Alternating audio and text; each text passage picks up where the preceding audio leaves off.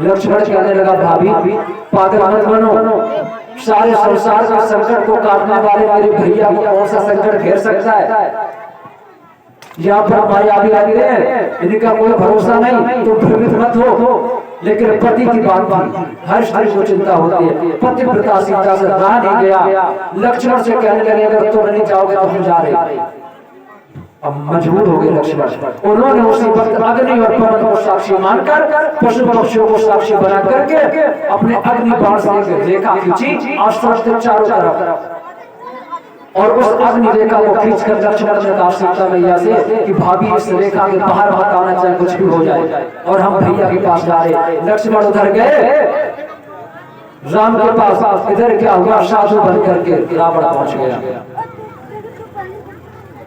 और उसने आवाज लगाई माता भिक्षा देहि। सीता को लगा कोई साधु आया है, भिक्षा देने के लिए आई। साधु के वेश में रावण आगे बढ़ा तो अग्नि रेखा में जैसे कर रखा तो चलने लगा। रावण फिर पीछे हट गया। रावण सोचने लगा अब पेश नहीं जाएगी, अगर अग्नि रेखा से अंदर नहीं जा पाए तो सीता का हरण नहीं कर पाएंगे। और रावण ने एक चाल चली। रावण ने सीता से कहा बंदी हुई भिक्षा में नहीं लेता, तुम अग्नि रेखा के अंदर और बाहर है, तुम्हारी भिक्षा बंधी हुई है, हम नहीं लेंगे, रेखा के बाहर आओ। सीता बोले मेरे स्वामी ने मना किया है, वो जंगल में शिकार करने गए हैं और मेरे देवर ने रेखा खींच दी है, अगर हम इस रेखा को पार करते हैं तो समाज में मेरे सिर पर एक कलंक लग जाएगा कि क्षत्रिय कुल की बहू ने मर्यादा की रेखा को उल्लंघ दिया। रावण नहीं माना। रावण कहने लगा मैं त्रिकालदर्शी हूं, मुझे पता तेरा पति हिरण के पीछे पीछे मारा घूम रहा है, तेरा देवर भी उसी के पीछे गया है, तेरे पति का प्राण संकट में, अगर तूने मुझे भिक्षा नहीं दी बाहर आकर तो मैं श्राप दे दूंगा। श्राप की डर से सीता डर गई और तुरंत जैसे रेखा के बाहर आई, रावण ने उनका रास्ता रोक लिया, विमान पर चढ़ा लिया सीता को और तुरंत ही लंका की तरफ लेकर चला गया। अब सीता चिल्लाने लगी बचाओ बचाओ, लेकिन वह बचाने वाला कोई नहीं था। जब आसमान पे रावण का विमान उड़ रहा था, सीता को ले जा रहा था, तो वहां पर दशरथ का पुराना मित्र था जटायु। जटायु ने बहुत प्रयास किया सीता को बचाने का, लेकिन रावण के हाथों उसकी मौत हो गई। इसके बाद जब रावण का रथ जो विमान उड़ता हुआ लंका की तरफ जा रहा था, तो रास्ते में किष्किंधा पड़ता था। किष्किंधा में पर्वत पर बंदर आ करते थे, सुग्रीव की सेना आ करती थी, जिसमें हनुमान जामवंत अंगद बड़े बड़े शूरवीर थे। सीता ने अपने सारे आभूषण उतारे और वहां पर फेंकने लगे। सीता के आभूषण किष्किंधा के पर्वत पर गिरने लगे, जितने बंदर थे सबने वो आभूषण इकट्ठे कर लिए। सीता को ले गया रावण, जाकर के अशोक वाटिका में रखा। इधर क्या हुआ, जब राम वापस आए तो पचपन की सूली पड़ी है। अब राम रोने लगे, विलाप करने लगे, मनुष्यों की तरह लीला करने लगे। पशु पक्षियों से पूछते हैं सीता का पता, वृक्षों से पूछते हैं,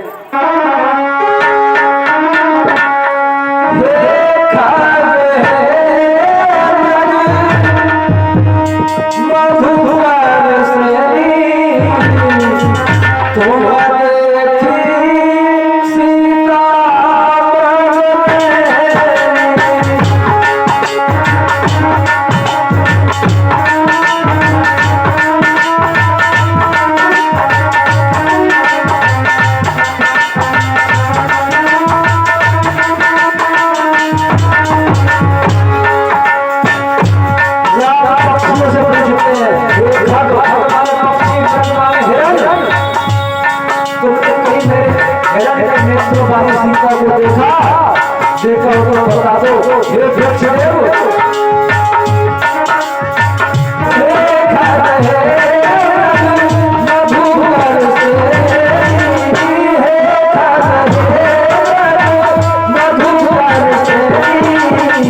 तुम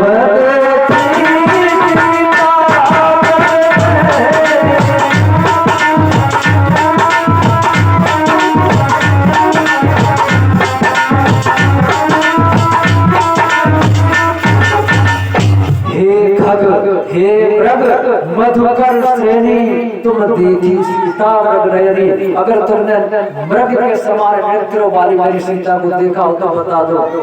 वृक्षों से पूछते हैं, पशुओं से पूछते हैं, पक्षियों से पूछते हैं, आसमान की तरफ पूछते हैं, निगाह करके धरती मैया से पूछते हैं, लेकिन कोई खबर नहीं। रोने बिलखने लगे। ये कथा आपको पहले बता चुके हैं कि इसी वक्त सती मैया ने राम की परीक्षा ली थी। अब क्या हुआ, राम सीता की खोज में भटकते हुए आगे बढ़े, बढ़ते जा रहे हैं, बढ़ते जा रहे हैं। ऋषियों ने बताया,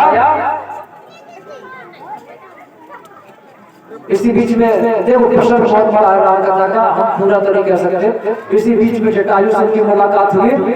जटायु ने अंतिम शब्दों में बताया राम को कि तुम्हारी सीता को रावण ले गया, हमने बचाने की बहुत कोशिश की, बचा नहीं पाए, रावण के हाथों में मारा गया, मैं लहलहान पड़ा हूँ।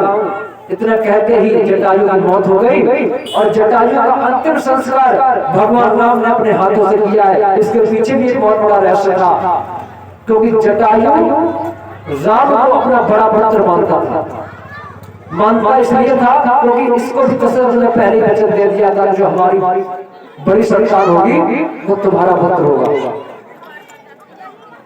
जटायु का संस्कार करने के बाद भगवान राम ने समझ लिया कि हमने अपने पिता दशरथ का तो अंतिम संस्कार नहीं कर पाया क्योंकि हम वन में थे, लेकिन जटायु का अंतिम संस्कार करने के बाद राम को ऐसा लगा मानो पिता के अंतिम संस्कार किए।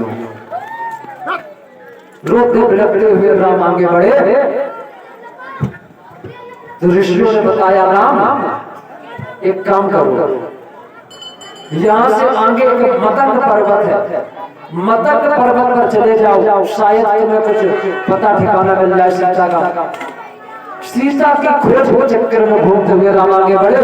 मतंग पर्वत पर एक भिलनी, एक सबरी भगवान राम की प्रतीक्षा कर रही थी। वर्षों बीत गए, रोज वो पूरे रास्ते पर झाड़ू लगाती थी, साफ करती थी कि एक दिन हमारे राम आएंगे, एक दिन हमारे राम आएंगे। प्रतीक्षा तो कोई लोगों ने की है भक्तों, पूरे ब्रह्मांड में किसी भी इतिहास में देख लो, अगर प्रतीक्षा नाम का कोई शब्द है तो प्रतीक्षा सिर्फ दो लोगों ने की, परमात्मा की। पहली प्रतीक्षा भिलनी ने की, सबरी ने राम की, और दूसरी प्रतीक्षा द्वापर में राधा ने कृष्ण की थी। इसके अलावा परमात्मा की प्रतीक्षा किसी ने नहीं की, क्योंकि किसी के पास धैर्य ही नहीं है, इतना धैर्य है नहीं किसी के पास जो सालों साल परमात्मा का इंतजार करे। लेकिन जो इंतजार करता है ना, एक दिन परमेश्वर उसके पास पहुंच जाता है। बहाना कोई भी हो, लेकिन परमात्मा पहुंचेगा। राम अपनी सीता को ढूंढ रहे थे, लेकिन ढूंढते ढूंढते क्या हुआ, आज सबरी प्रतीक्षा पूर्ण हो गई। भगवान राम भैया लक्ष्मण के साथ मतंग पर्वत पर पहुंचे। देखा एक कुटिया के बाहर एक बूढ़ी स्त्री बैठी हुई है। भगवान राम लक्ष्मण से बोले, लक्ष्मण मुझे लगता है यहाँ कोई रहता है, चलो चलते हैं। वैसे भी मेरा गला सूख रहा है, प्यास की वजह से पैर थक रहे हैं, शायद विश्राम का मौका मिल जाए, कुछ जगह मिल जाए। राम लक्ष्मण आगे बढ़े। सबरी ने देखा आज दो पुरुष आ रहे हैं।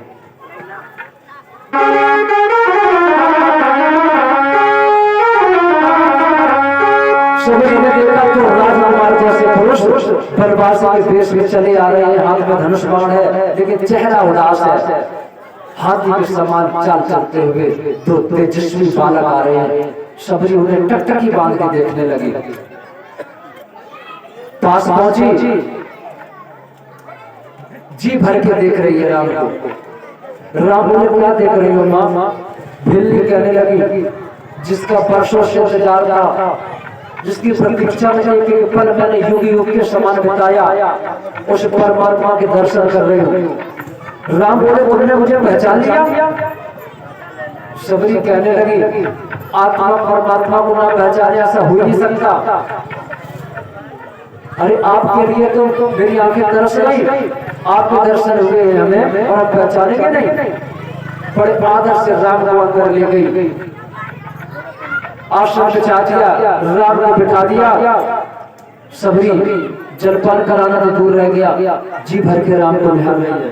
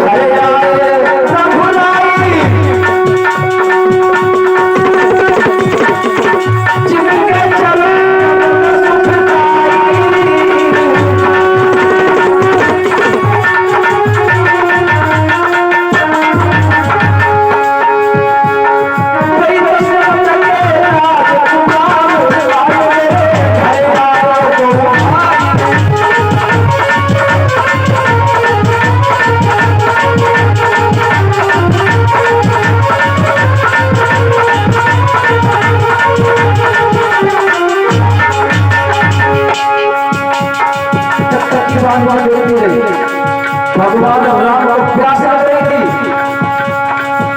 भगवान बोले भैया क्या फेंक रही है? अरे अरे पानी हमें थोड़ा पिला दो, हम पैसे बड़े दुखी हैं, कई दिनों से भोजन पानी नहीं मिला हमें, और मेरा भैया भी भूखा प्यासा है। फिर भी भैया कहने लगी राम ठहर जाओ,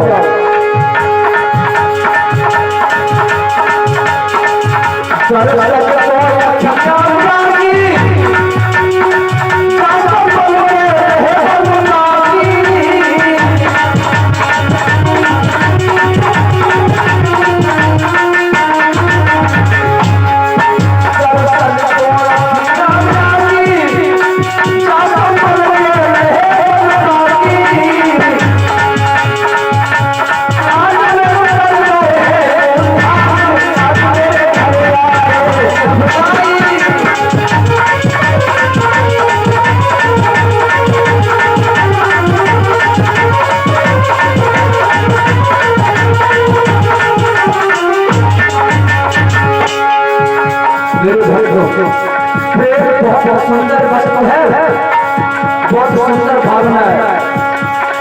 भगवान बोले मैया मुझे प्यास लग रही है, पानी दे दो। सबरी मैया गई, पानी लेके आई, पानी पिलाने लगी। बोल पानी का करें या सबरी को नौशों का, समझ नहीं आता भक्तों को। भगवान बोले मुझे भूख लग रही है, कुछ नहीं है घर में, जंगल में रहने वाले भीड़ के पास क्या होगा? भीड़ भी मैया ढूंढ के लाई, अपने लिए रखे थे मैया ने, वही बोल उठा लाई राम के पास। विचार करने लगे राम तो राजा की लड़का है, भगवान है, पता नहीं ये पेड़ खाएंगे या नहीं, और पता नहीं पेड़ कच्चे हैं पके मीठे हैं खट्टे हैं कैसे। पहले हमको इनका स्वाद आपको चेक करें। मैया पेड़ इतनी विभोर हो गई कि पेड़ खा खा कर स्वाद लेने लगी, जो मीठे पेड़ होते हैं वो राम को देने लगी।